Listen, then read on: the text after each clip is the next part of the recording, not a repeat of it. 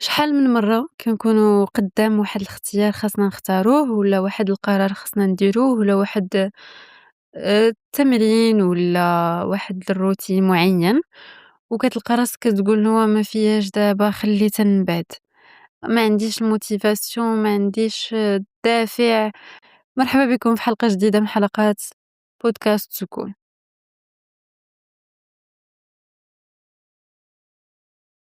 بكل بساطة انت ما خاصكش دافع خاصك نظام. الموتيفاسيون كتطلع وكتهبط والدافع مرة كتحس بيه بطاقة كبيرة ومرة ما فيك ما دير حتى شي حاجة. الا كنتي غادي تعتمد على الموتيفاسيون حياتك غادي تبقى مرة طالعة مرة هابطة مرة زوينة مرة خايبة. ولكن الحل اللي يقدر ديما يخليك توصل لداكشي اللي باغي هو النظام. النظام هو انك دير الحاجة في وقت محدد بطريقة محددة بلا تفاوض مع راسك. الحاجة اللي خلاتني ندير شحال من خطوة كنت مأجلاها في حياتي هو أنني ما كنتفاوضش مع راسي. حنا دايرين اليوم أننا مثلا نسجلوا حلقة جديدة، فاليوم خصني نسجل حلقة جديدة لا نقاش في الموضوع. حاطة قدامي واحد النظام خاصني نمشي عليه، لا نقاش في الموضوع. صافي ما تجادلش مع راسك. نوض نصلي دابا ولا بلاتي شوية، لا نوض صلي دابا، نوض نغسل سناني ولا بلاش، لا نوض غسل سنانك دابا. راه فاش كتعطي لراسك ديك التفاوض وانه كتفاوض معاه وشنو باغي وشنو ما باغيش، راه بحال داك الطفل المدلل اللي ما بغى يدير حتى شي حاجه في الحياه. واحد كيتسنى الحماس باش يدير الورك اوت ديالو، واحد مبرمج راسو خاصو يدير الورك اوت ديالو مع 7 ديال الصباح. شكون فيهم غادي يستمر بنظرك؟ الجواب واضح، اللي واخد ديجا قرار وماشي على نظام وما كيتفاوضش مع راسو. النظام كينقّص من القرارات، فاش كتكون حاط واحد الروتين ولا واحد النظام كيخلّيك أنك تنقّص من احتمالية أنك تفاوض مع راسك، وكل ما نقصتي أنك تاخد قرار كل ما نقص التعب ديال الدماغ. يعني داك نديرو من بعد ماشي دابا، بلاتي شوية نزيد نص ساعة، ما كيبقاش كل نهار أنت في صراع، كيولي غير التنفيذ. وهذا هو السر.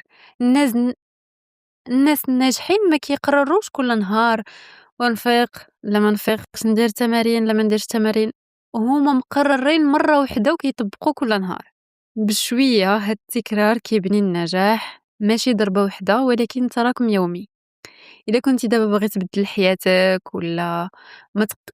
إلا كنتي دابا باغي تبدل حياتك ما تقلبش على دافع جديد، بني نظام صغير، وقت ثابت، مهمة واضحة، التزام بسيط، وخليه يكبر مع الوقت.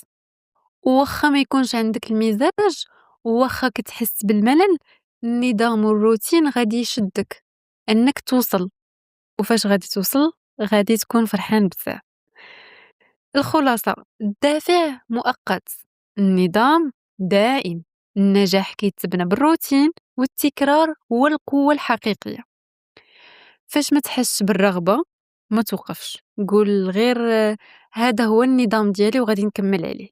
فكنظن باللي وضحت لك الصورة شنو خاصنا نديرو. أول حاجة إلا بغينا نحققو شي حوايج صغار ولا نوصلو للنسخة الأفضل فينا، هو أننا نحطو نظام ونقولو أنا غادي نستمر على هاد النظام لواحد المدة معينة، ولا غادي نستمر مع هاد النظام حتى نشوف الفرق.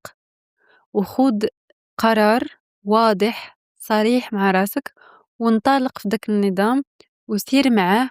وما تسناش كل مرة تاخد قرار، حيت كل مرة غادي تاخد القرار وغتدخل في تفاوض مع راسك كون أكيد أنك غادي تخسر واحد 85% غادي تخسر وما تبقى كيتعتمد عليك انت.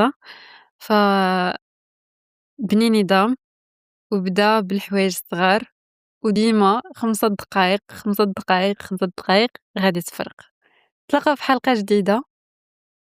سكون ما بين الصمت والتنهد.